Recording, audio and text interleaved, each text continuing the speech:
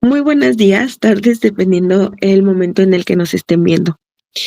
Quiero agradecer primero por el tiempo que se toman escuchando este pequeño podcast en el que vamos a tomar temas importantes en el desarrollo del sistema educativo en México y pues principalmente sus antecedentes, cuáles han sido puntos claves que han generado historia, que han generado cambios y cómo vivimos actualmente estos cambios, qué es lo que genera en nuestra educación. Para comenzar esta miniserie de este podcast, como primer capítulo y primer tema tenemos los movimientos estudiantiles en México y en el mundo, porque claramente pues no solamente surgieron aquí, ha sido un tema revolucionario, a mi parecer, en todo el mundo. Y pues tenemos que estos movimientos han sido voz y reflejo de un cambio social y educativo. Los estudiantes no solamente generamos el cambio desde las aulas, sino también desde la calle, desde nuestra voz, desde nuestra vivencia, cuestionando absolutamente todo lo que nos rodea. ¿Por qué vivimos como vivimos? ¿Por qué no podemos o no estamos haciendo otra cosa?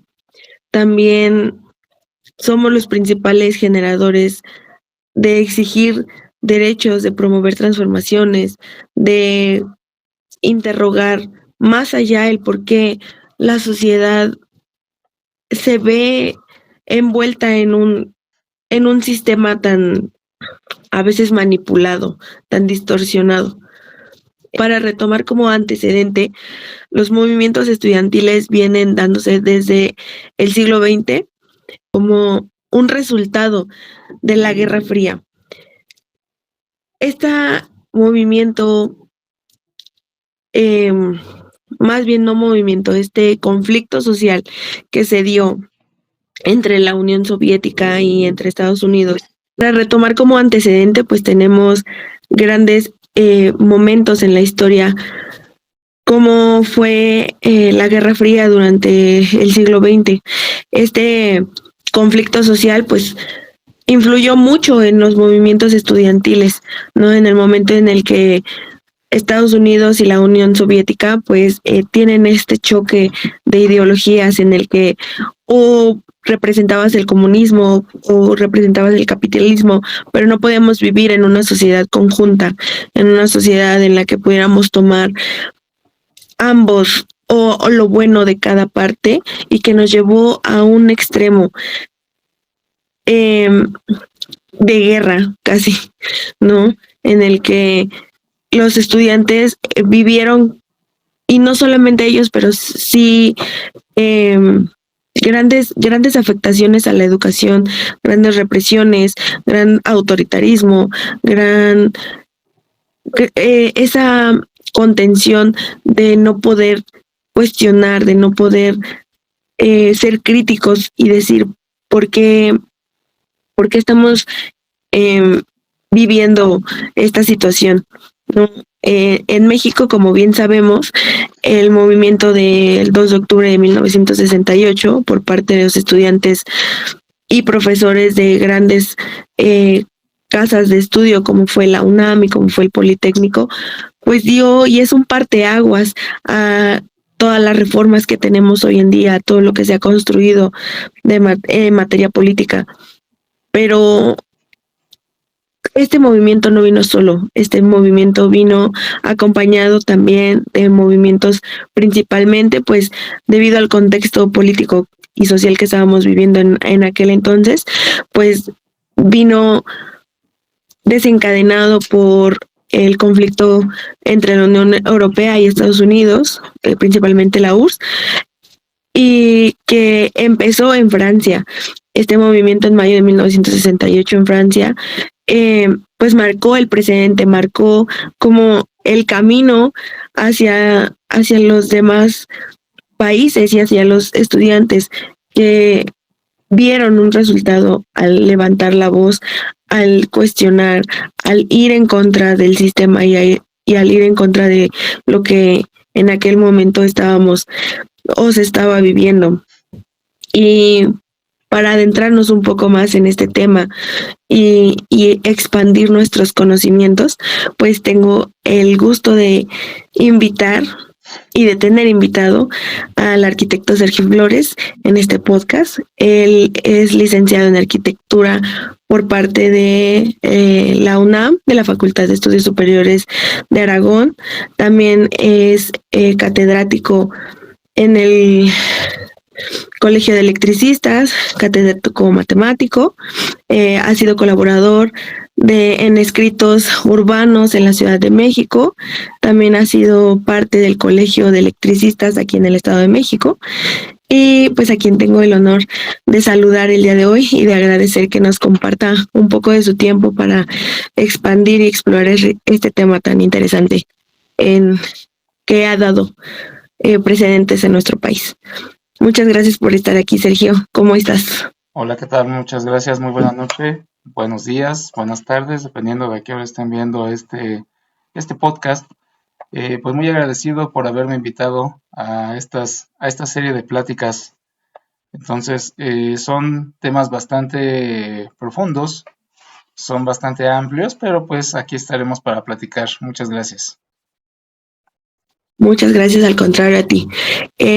Como lo venía platicando un poquito, pues nuestra historia viene marcada de momentos y antecedentes, pues tristes realmente, desafortunados, que aunque creo que no tuvieron que haber pasado, pues sí, pues forman parte de lo que hoy es la educación en México como un escalón, ¿no? Ayudó a mucho de lo que hoy podemos gozar en materia educativa, y no solo educativa, sino en la democracia, en la libertad y en la expresión crítica de nuestro sistema y de nuestro régimen. Quisiera iniciar este capítulo preguntando, pues creo que muchos, bueno, dando un poco un leve no contexto de lo que pasó, pues el régimen autoritario en aquel entonces del expresidente Gustavo Díaz Ordaz, eh, también factores como el mundial, el ojo público, que llevó a que todos estos estudiantes, docentes y familias completas, ¿no? Porque no solo en ese movimiento iban estudiantes y docentes, también iban familias a apoyar a hacerse uno solo. Pero quisiera preguntar e iniciar con esta pregunta. ¿Qué llevó a los estudiantes en estos contextos como los de Francia y el de México a levantarse casi por cuestión de meses a exigir cambios en la educación y cambios en la sociedad? Ok, bueno, los temas no, los motivos son varios.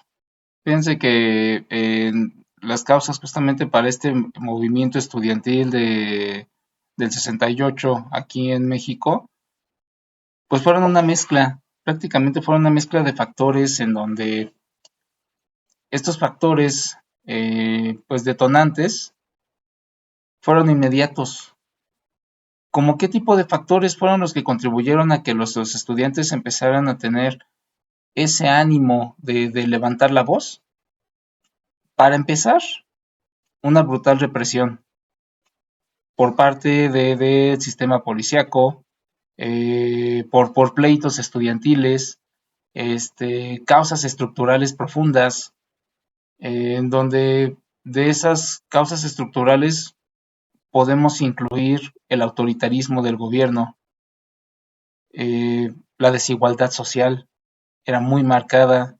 Sigue habiendo desigualdad social, por supuesto que la sigue habiendo, pero en esos entonces sí era muy marcado. La falta de libertades democráticas, por supuesto que también fueron parte de ello, y pues la búsqueda prácticamente de una mayor participación ciudadana, porque pues, a final de cuentas, eh, si nosotros actualmente vemos que hay represión policíaca, levantamos la voz. Si vemos que hay alguna injusticia, es más factible que en estos momentos nosotros podamos, con el simple hecho de sacar un celular, empezar a convertirnos en los reporteros, en los ojos de la población ante hechos que no nos son coherentes y que no nos son justos.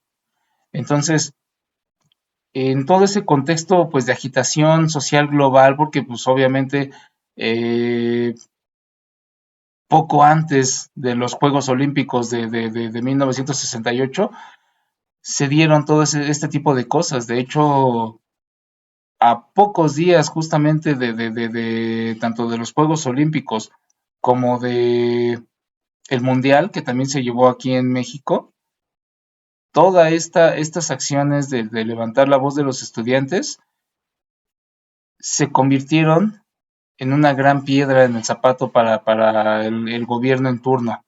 Entonces, cuando tuvimos, haciendo como que un poquito de remembranza, esa represión policíaca, pues fíjense que fue de este movimiento, pues se encendió tras una pelea tal cual entre estudiantes de la preparatoria, específicamente de la preparatoria Isaac Ochoterena, este, que pertenece a la UNAM, y de la Boca 5 del Poli. Entonces eso ocurrió en la Ciudadela y pues fue violentamente reprimida por granaderos. En esos entonces los granaderos eran como los protagonistas porque eran ese grupo de choque que sin medir palabras, sin medir fuerza, llegaban justamente a reprimir cualquier tipo de movimiento.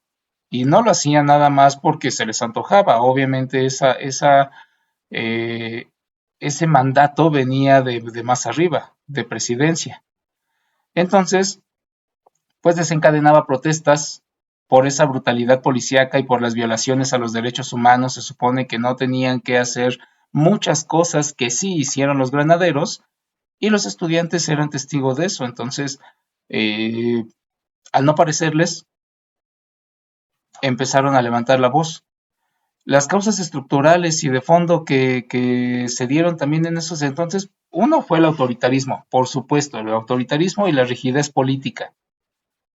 Teniendo un sistema político hegemónico como lo fue el PRI por tantos años, autoritario y poco receptivo a la crítica, pues obviamente el descontento social era evidente. No podías, no podías hacer un mal comentario, una crítica hacia el sistema de gobierno, porque de inmediato eras reprimido. Y más si eras una persona que no tuviera poder. ¿Quiénes no tenían poder?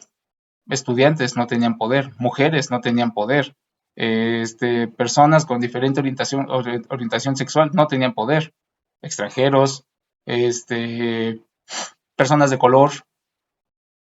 Prácticamente, si no pertenecías a ese club del PRI, simplemente no tenías poder. Incluso los mismos del PRI, a jerarquías menores, se encontraban difícil que tuvieran un poder como los que estaban en la cima. Entonces, todo eso fue generando una desigualdad social y una desigualdad económica, en donde pues, justamente esa brecha entre la modernización económica y la falta de beneficios para las clases populares, junto con la corrupción y el caudillismo, pues provocaron mucho resentimiento social. Al ver tanta desigualdad, a ver cómo unos tenían demasiado y los que siempre estuvieron trabajando no tenían casi nada, por supuesto era una desigualdad enorme, tanto social como económica, y eso también fue pieza clave para que todas las personas, sobre todo los estudiantes, y enfatizo a los estudiantes, porque generacionalmente los papás de esos estudiantes eran como esa generación del silencio, soportaban absolutamente todo. no decían nada.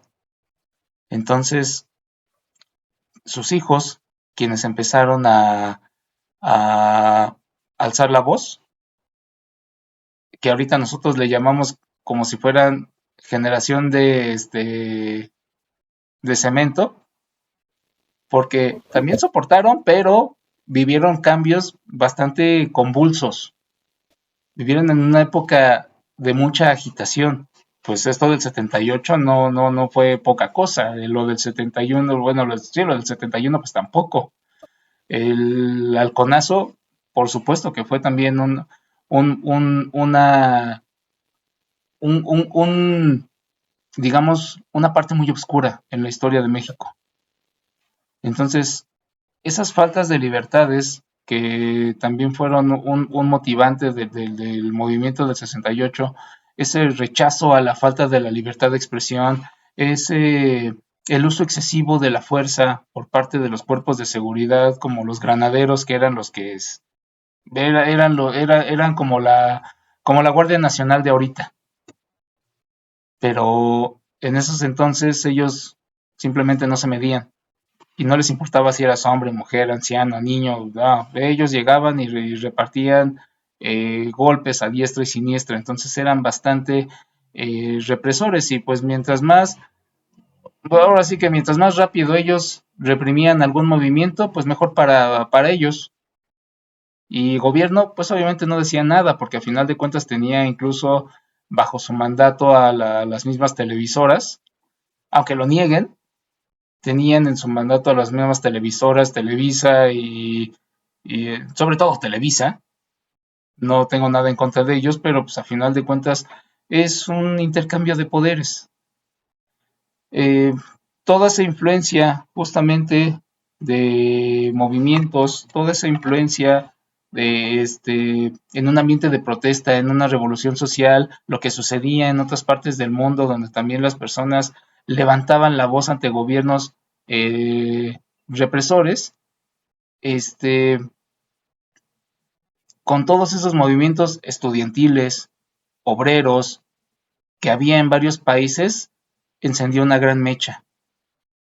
Y esa mecha terminó con revoluciones enormes y nos provocó cambios enormes también a nosotros, no solo aquí en México, sino en diferentes partes del mundo. Entonces, esos antecedentes de lucha estudiantil, pues existía, sí, un historial de movimientos estudiantiles previos en México, como el movimiento magisterial, los maestros, o el movimiento médico, que también fue algo similar. Entonces, alimentaba esa conciencia política. Pedían lo mismo en esos anteriores movimientos, que se disolviera ese cuerpo de granaderos. Ese grupo tan violento siempre se exigió que se disolviera, pero el gobierno lo quiso mantener porque obviamente protegía sus intereses, no los del pueblo, sus intereses de ellos. Que se derogara justamente la ley de la disolución social, que dejara de haber esas desigualdades, que se liberaran presos políticos. El hecho de reclamar a un gobierno era meritorio de, ¿sabes qué onda? Te encarcelamos, hay muchos desaparecidos, siguen habiendo muchos desaparecidos, y el gobierno siempre estuvo detrás de eso, el ejército siempre estuvo detrás de eso. No por nada personajes como el Negro Durazo eh, se encargaron de hacer todo ese trabajo sucio y quedar totalmente impunes. Vivieron ellos sí con todo lujo, pese a todo el mal que hicieron, pero ellos obviamente nunca, jamás van a decir, ningún gobierno te va a decir, nosotros hicimos todo eso. Claro que no lo van a decir. Van a procurar guardar las apariencias, decir que ya cambiaron, ponerte miles de pretextos para decirte, no, nosotros no fuimos, o simplemente cambiar de color. Entonces, cambiar de color de partido, pero siguen siendo los mismos. De color y de nombre. De color y de nombres, correcto. Entonces, También esas demandas exigían que hubiera un diálogo público y abierto con el gobierno, o sea, que se prestaran para que se pudiera llegar a acuerdos, porque el hecho de ser población no significaba que fueras un esclavo, que era lo que el PRI, por mucho que lo niegue, es lo que quería. Población esclava, que no dijera nada y que les permitieran hacer lo que se les pegara la regalada gana. Entonces, no solamente el gobierno aquí en México fue protagonista de todos esos hechos atroces, también gobierno como el estadounidense, también otros gobiernos estuvieron involucrados en ese mismo movimiento del 68.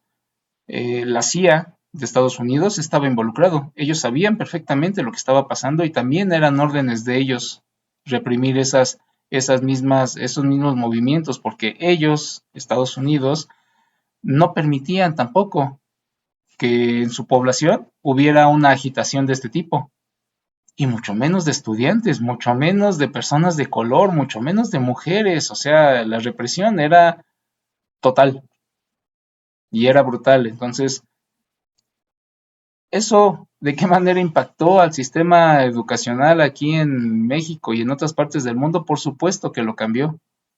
Por supuesto que llegaron personajes que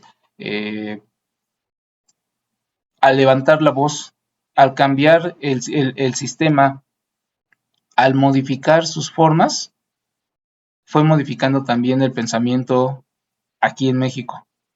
Fueron cambiando ese descontento social. Fueron dando pasos, pero también no lo tuvieron nada fácil porque eran reprimidos por ese mismo sistema de gobierno que no le convenía que la gente pensara. A ningún gobierno, de hecho, le conviene que la gente sea pensante, porque se ven criticados, porque se ven expuestos, porque se ven descubiertos de las cosas que lleguen a estar haciendo. Entonces, eso básicamente fueron esas causas y esas demandas en nuestro México en aquellos años del 68, y sí, ha ido cambiando, y me alegro de eso. No estamos ahorita todavía en el Edén, pero esos cambios han servido para crear conciencia y para modificar nuestro pensamiento. Sí, o sea, es lo que tú dices. Creo que uno de los primeros factores que dieron pie a todos estos movimientos fueron las diferencias ideológicas y fue uno de los principales, pues la Guerra Fría y esta separación de bloques ideológicas que no sabemos llevarlas. O sea, literalmente lo cortamos a la mitad y fue de aquí para acá, tú piensas así, de aquí para acá, tú piensas así, y no tienes otra opción. O sea, somos dos bandos peleándonos por quién tiene la razón. En lugar de que haya esta apertura a decir, tú piensas de esta forma, yo pienso de esta otra, y tal vez estas dos formas de pensar nos den algo más, nos den los beneficios de lo que tú piensas, los beneficios de lo que yo pienso, y podemos construir una sociedad mucho más democrática, pero que funcione con inversión, con mejor economía, más estructurado. Si no, es simplemente no, yo solo quiero economía, no, yo solamente quiero democracia. Claro. Entonces, al momento de que la masa, o sea, o quien controla la masa, las grandes masas, pues sí, porque no nos dan a elegir, o sea, solo eres de este bando o de este bando, punto. Así es. Es donde empieza los retos para la sociedad, porque yo tengo que vivir con lo que tú me estás, con lo que tú me estás dando, con lo que tú me estás imponiendo. Y creo que al menos yo así siento esta actualidad en la que vivo. A lo mejor no es tan autoritaria, no estoy viviendo algo tan autoritario, pero sí es como hacia qué lado volteo que me esté dando un motivo o algo diferente, o alguien que escuche las necesidades que estamos teniendo Y no solo que las escuche, o sea, que de verdad hagan algo en pro de esas necesidades, ¿no? Sí, Y vuelvo a la pregunta que podemos retomar para continuar, que es, ¿qué, qué crees que necesite esta sociedad? ¿Cuál crees que sea como este factor que necesita la sociedad de un despertar social, o sea, para generar en el movimiento de estudiantil o los primeros antecedentes, pues fue esto, ¿no? Como la influencia de la Guerra Fría y los bloques comunistas y capitalistas y la ideología, el autoritarismo, y volvemos al punto de necesidad de cambio. ¿Qué necesitamos ahora para hacer un cambio? ok, bueno, como te comentaba, sí, hace ratito, creo que siempre hemos tendido nosotros a formar un cambio. Siempre hemos sentido esa necesidad de generar cambios ante sistemas que no suelen ser benéficos. Podemos verlo ahorita con el mismo sistema de creencias que tenemos.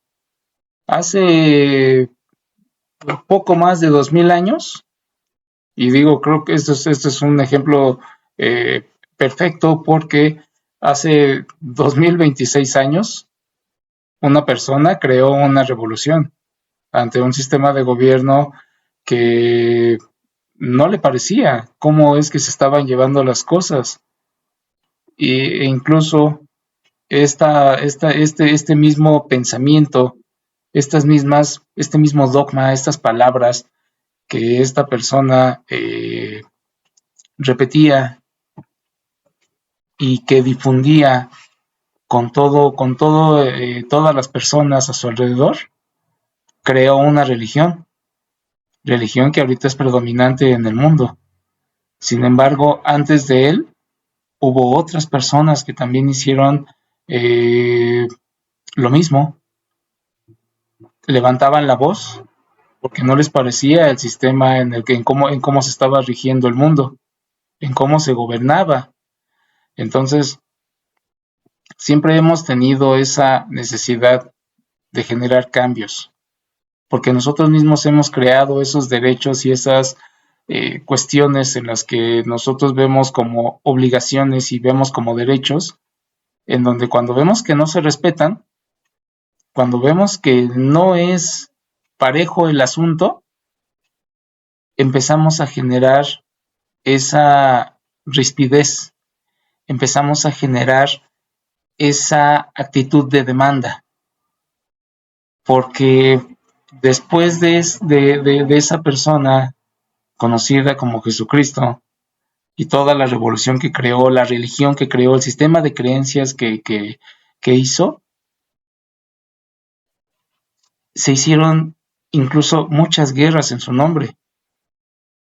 No por nada las cruzadas que se hicieron también en su nombre y que fueron creadas por a lo mejor, perdón por lo que voy a decir, pero este es mi pensar.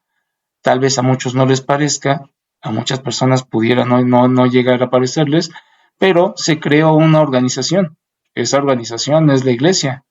Y la iglesia ha hecho muchísimas cosas que las pone en nombre de Dios, pero que no tienen nada que ver con las acciones que Dios hizo o que Dios decía. Entonces, muchos tendrán esa afinidad o esa creencia en la iglesia y es totalmente bueno, qué bien, pero eh, muchas de esas razones ni siquiera nunca las dijo Dios para pronto.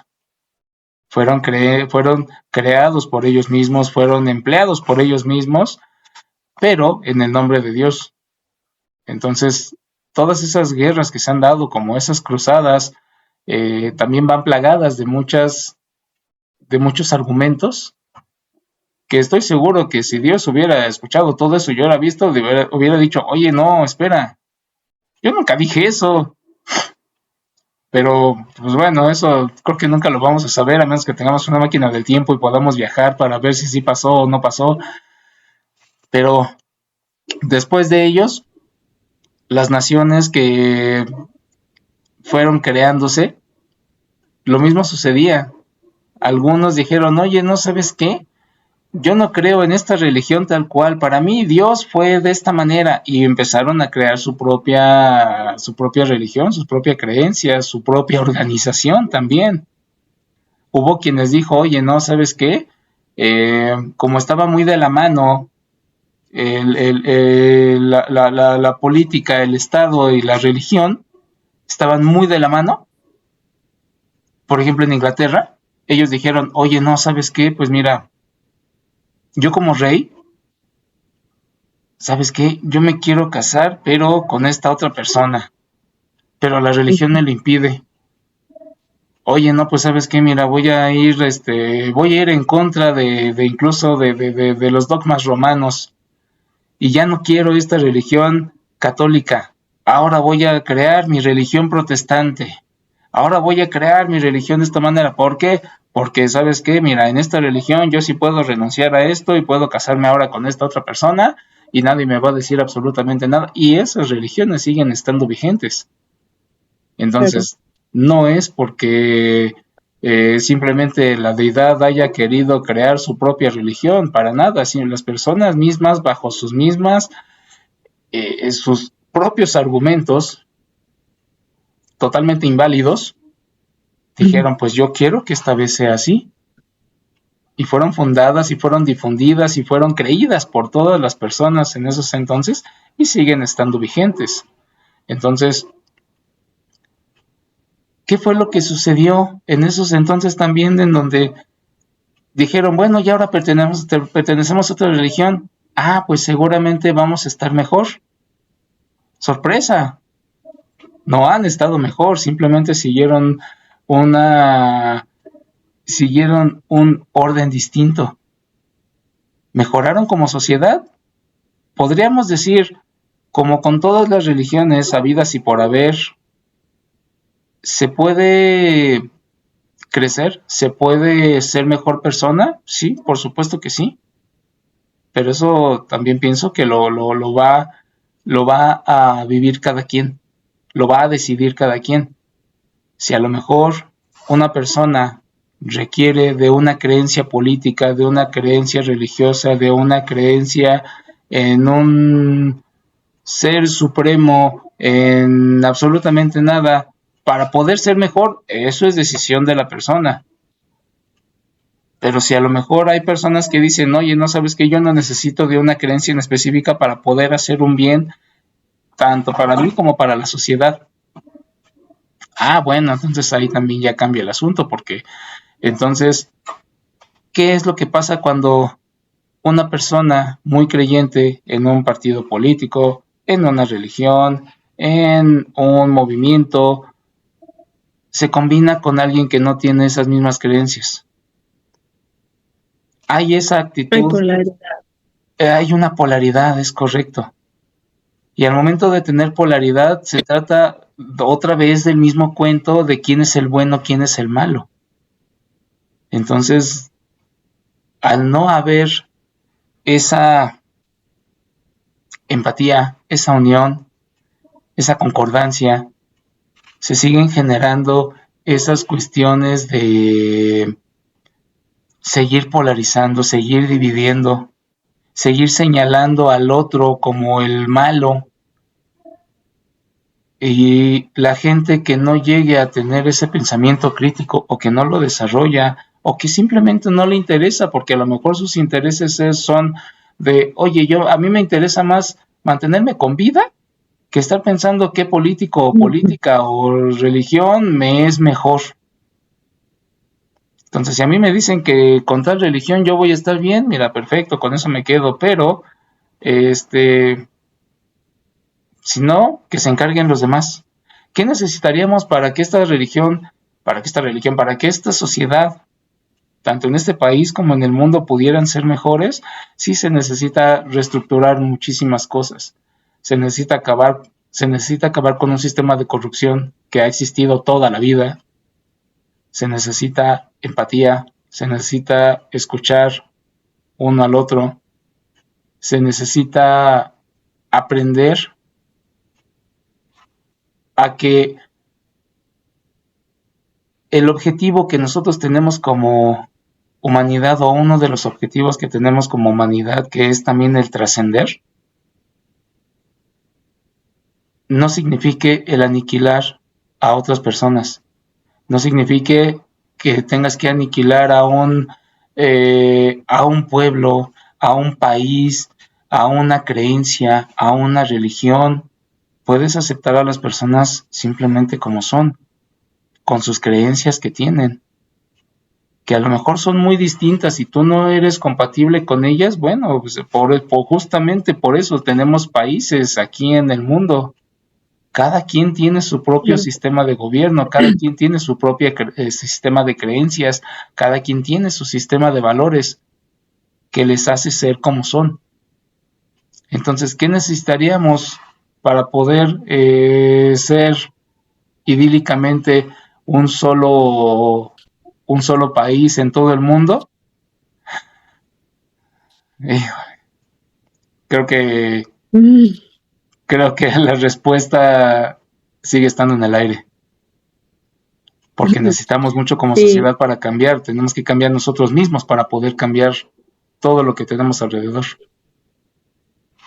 Sí, claro, y ese es el principal factor que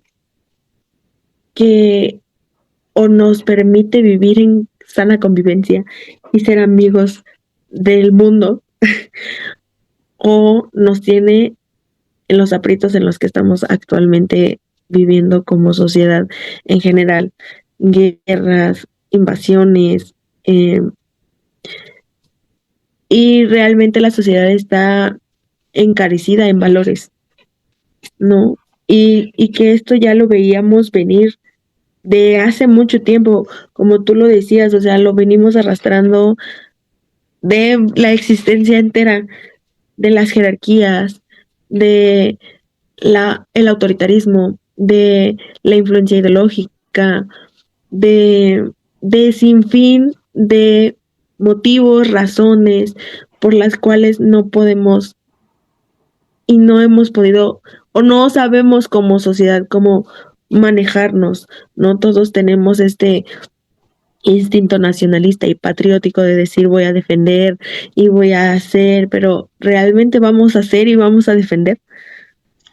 ¿Realmente sabemos el significado de eso mismo? O sea, lo que tienes que hacer, ¿de verdad sabes lo que significa eso? Lo que tienes que hacer implica que a lo mejor tengas que realizar sacrificios, que a lo mejor tengas que ir en contra de los principios de alguien más. Las personas estarían dispuestas a ir en contra de una ideología que a lo mejor tuvieron desde muy infantes. Estarían en contra de ir en contra de alguna lógica, de incluso de sus mismos familiares, o de sus amistades, o de sí mismas, o de sí mismos, porque eso fue lo que te enseñaron desde que tenías muy corta edad. ¿Estarían las personas dispuestas a seguir esa convicción para poder lograr un cambio? Es mi pregunta también. La verdad es que no dudo quién sí sea capaz de hacerlo. Y volvemos a activistas por, pro, en contra, de todo. Porque no dudo quién sí lo haga. Pero creo que tú lo dijiste hace rato, y es más cómodo estar aquí en mi zona segura diciendo esperaré a que alguien lo haga, y cuando lo haga entonces yo diré lo logramos, porque realmente ponerte en la primera línea de batalla y en la primera línea de decir yo voy a hacer por algo es arriesgar la existencia misma, es darlo por el todo y decir porque yo voy a defender lo que estoy haciendo y lo que estoy diciendo. Mi ideología, mi creencia, mi ser, lo voy a defender aún a pesar de las opiniones y las acciones de las otras personas.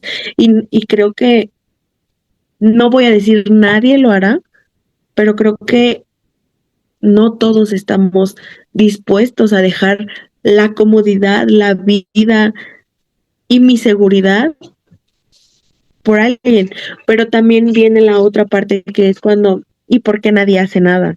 O sea, ¿a quiénes estamos esperando? Es correcto. Y es complicado como verlo y que tú lo digas como, como esta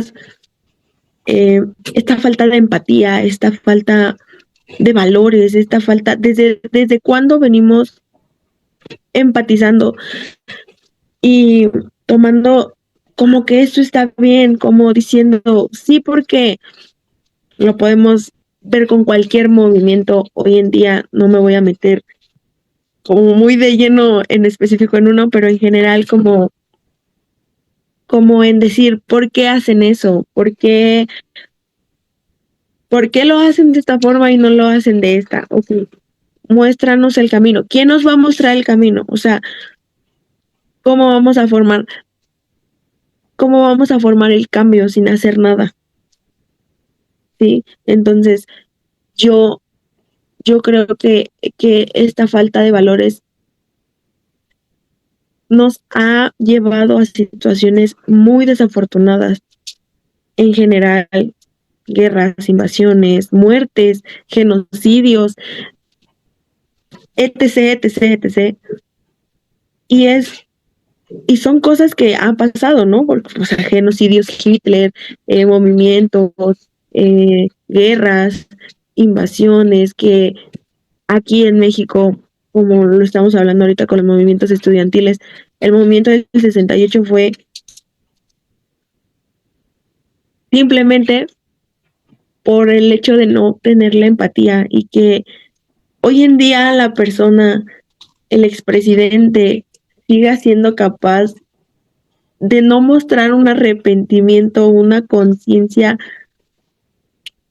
de valores, de moral, diciendo, pues, hice lo que tenía que hacer por el bien de la sociedad. Claro que no, ¿cuál ¿Qué, sociedad? qué, qué, qué, qué le hace pensar que eso estuvo bien? O sea, ¿en qué patrón eso está bien?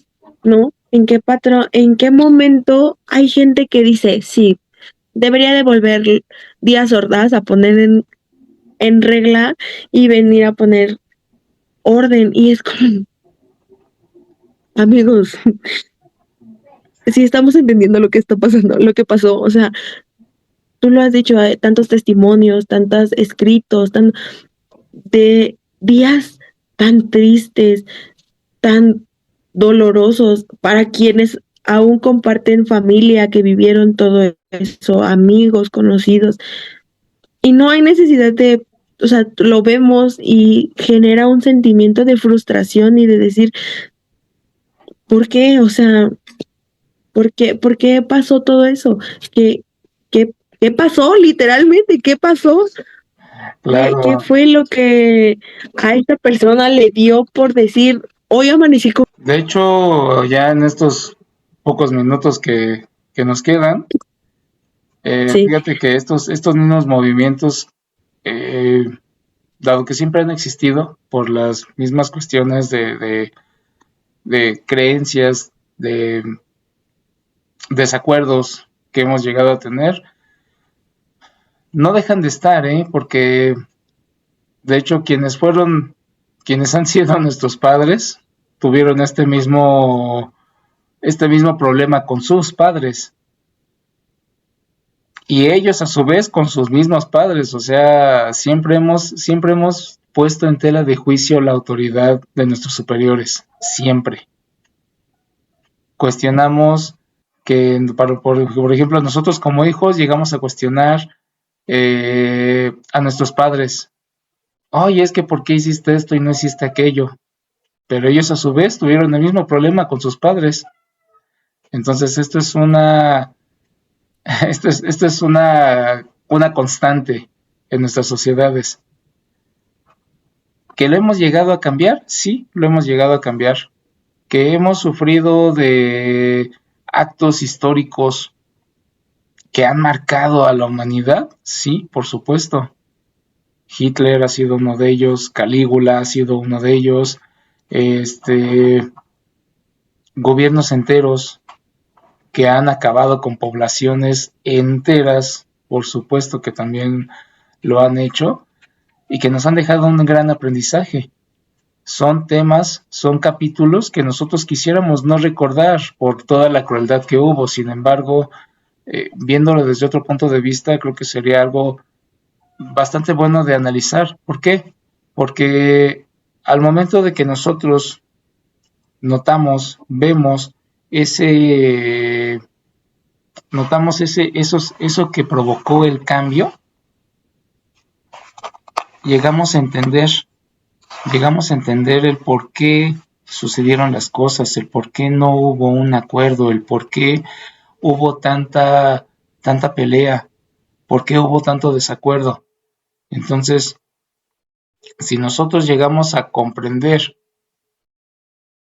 que a lo mejor la sociedad en la que estamos no es la mejor de todas las sociedades que han existido, si nosotros descubriéramos esa razón para que nosotros pudiéramos para que nosotros pudiéramos crecer de mejor manera políticamente, en cuestión de religión, en cuestión de ciencia, en cuestión de tecnología, en cuestión de humanidad. Yo, por ejemplo, como arquitecto, he tenido esa posibilidad de poder interactuar con la sociedad, con las personas, con su sentir, con sus necesidades, con el cómo la misma arquitectura se llega a adaptar a los mismos cambios sociales, a cómo se llega a adaptar a las mismas condiciones climatológicas en donde las personas desarrollan ciertas actividades. Entonces, a mí me da un toque bastante humanista para poder entender justamente a esa misma sociedad, a esas mismas personas, y cómo es que buscan un cambio constante. A pesar de que nosotros de repente nos resistimos a los cambios, la humanidad en sí siempre busca generar cambios. Entonces, pienso que lo que ahorita pudiera estar llegando a suceder con nuestros mismos gobiernos es una cuestión de simplemente plantearse objetivos reales, de ser honestos entre nosotros mismos para con lo que tenemos y con quienes convivimos. Pero creo que todavía tenemos un largo camino que recorrer para que nosotros podamos llegar a un crecimiento personal, espiritual, psicológico. No vamos con pasos perdidos, porque no, la verdad no lo creo así. Ha llegado a ser difícil pese a las situaciones que se han tenido, pero yo pienso que no estamos tan perdidos. Sí podemos crecer. Todavía se ve una luz al final del túnel. Y creo que haciendo la reflexión como de todo esto que estamos platicando, creo que todos en algún momento y todas estas personas que participaron en estos movimientos, creo que tuvieron ese ideal y ese objetivo. Hay un cambio, hay un después, hay algo mejor que esto que estamos viviendo, ¿no? Y que este movimiento que marcó nuestro país en específico, como lo dices, es es muy doloroso por ver la atrocidad que pasó, por el contexto en el que se encontraba el país, que a mi opinión, a excepto de tal vez el régimen, no estamos, no, o sea, no estamos muy lejos de, de ese momento, que aún a pesar de los años, el que el movimiento de estudiantil de 1968 al día de hoy siga pesando tanto, tiene que haber, o sea, tiene que tener un porqué, o sea, impactó tanto a la sociedad, hizo tanto con algo tan triste, o sea, ayudó tanto con algo tan triste, o sea, tuvo que pasar algo tan desafortunado para que pudiera venir un cambio, para que pudiera venir un despertar social, para que pudiera venir un sí podemos hacer el cambio. Y, y para poder ir finalizando un poquito esta parte de pues sí, del impacto que tuvo el movimiento estudiantil, porque quisiera hacerte una pregunta más, como para concluir un poquito esto. Y pues tú que formaste parte de la UNAM, no dudo que por ahí llegas a haber escuchado un testimonio, un escrito sobre este acontecimiento que pudieras compartirnos, como, como, bueno, tú que formaste parte de cómo se vivió, cómo es ese sentimiento de, pues sí, tal vez de lucha, ¿no? O sea, de saber y decir, yo soy parte de, porque gracias a ellos o gracias a eso puedo estar gozando esta democracia que hoy puedo vivir, esta libre.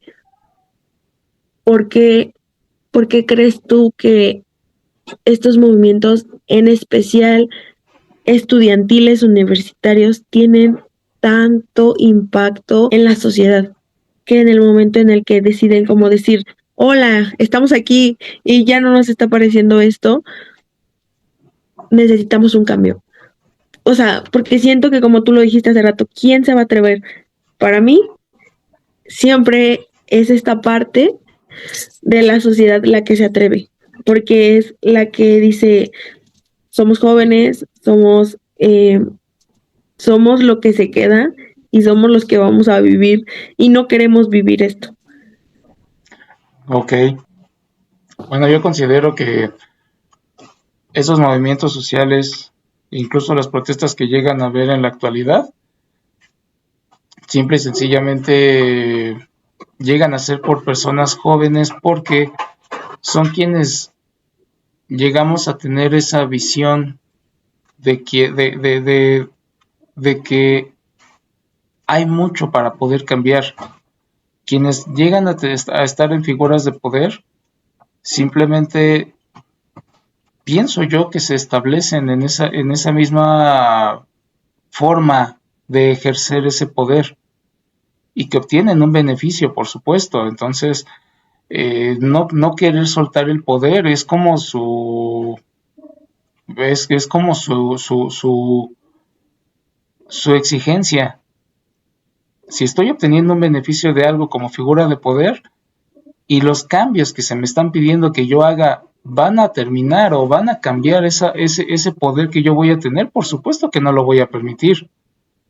Entonces los jóvenes somos, y digo somos porque yo todavía me considero en esa etapa, somos quienes decimos, oye, no, espera, pero es que tu forma de ejercer el poder no nos está permitiendo a nosotros hacer algo.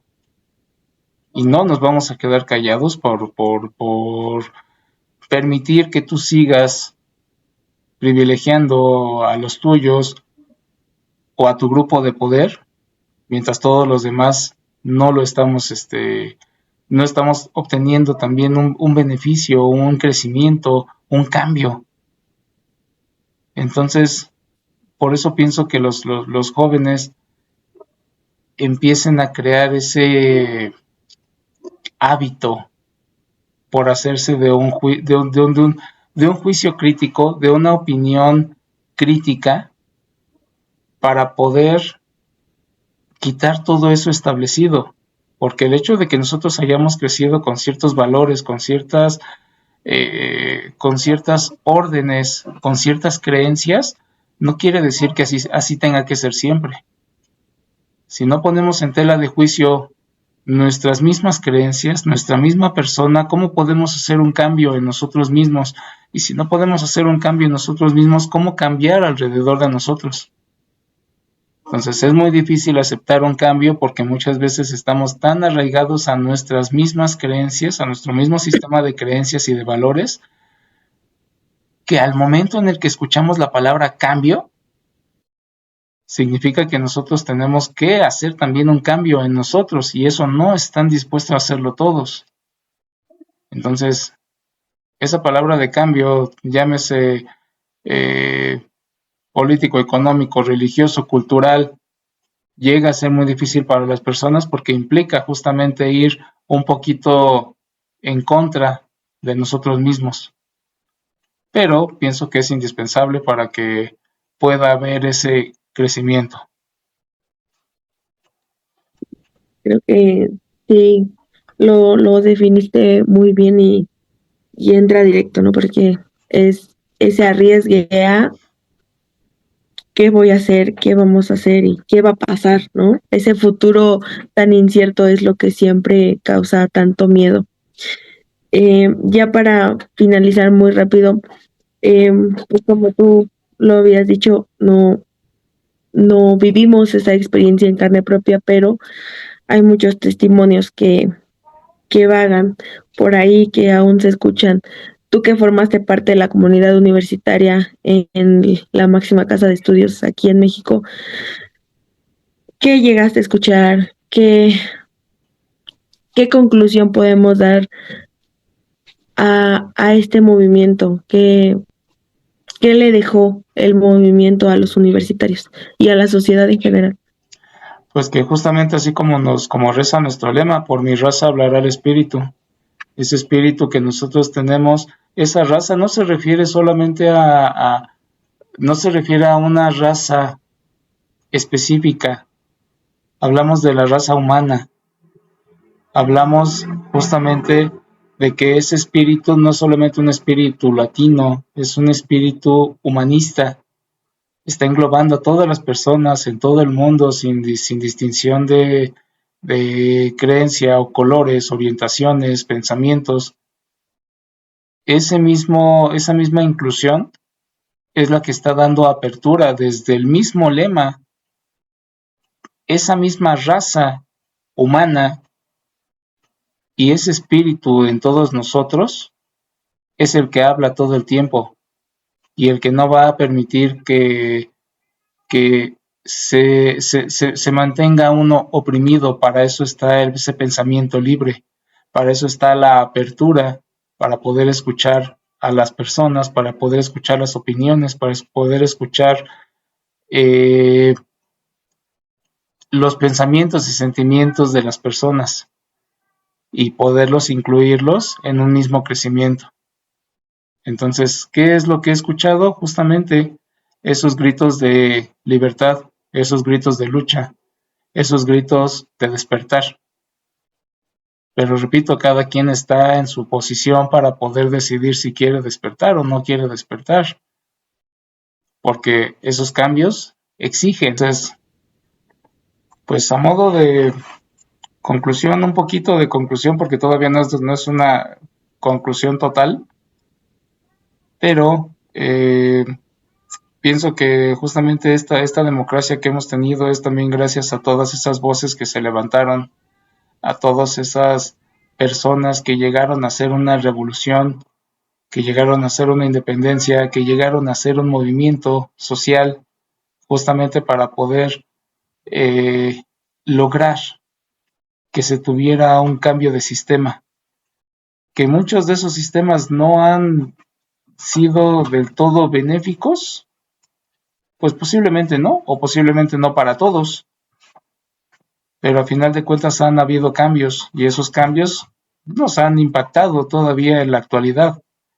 No podemos dejar de tener una creencia o un sistema absoluto porque si tuviéramos un sistema absoluto, creo que no habría democracia, creo que no podríamos estar expresando nuestras opiniones como lo solemos hacer ahorita, no podríamos tener esa libertad para poder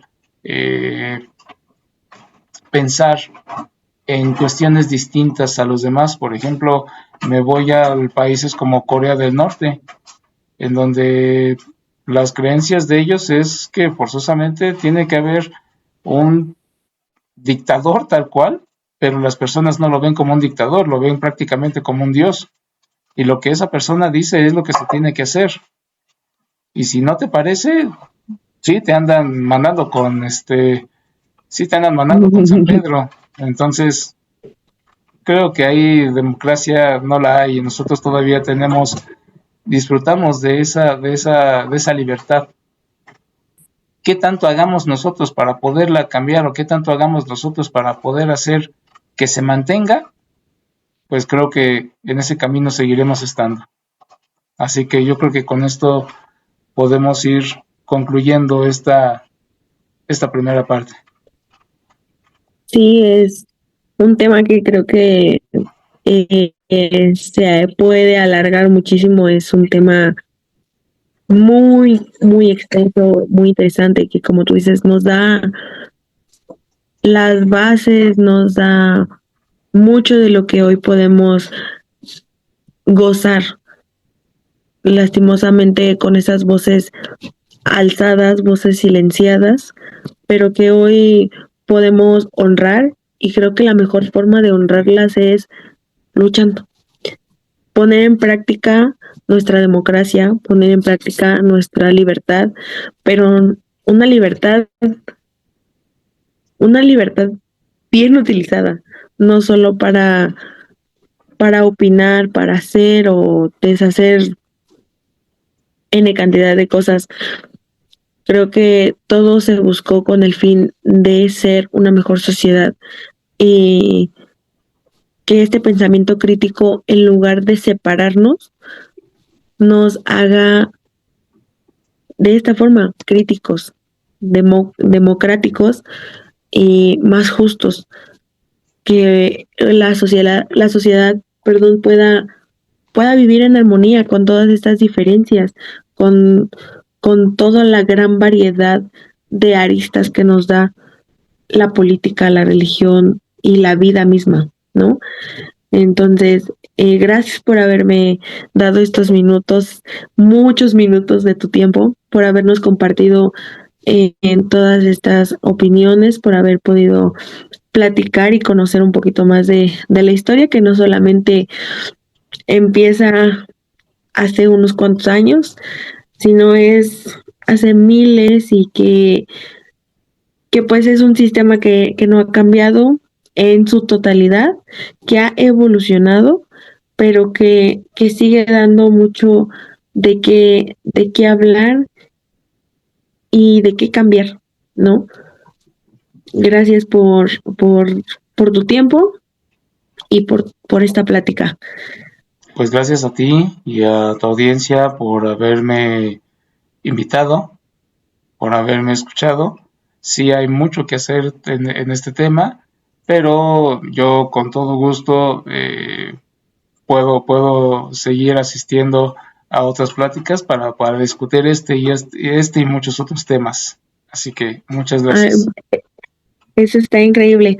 Pues nos estaremos viendo próximamente con un nuevo tema.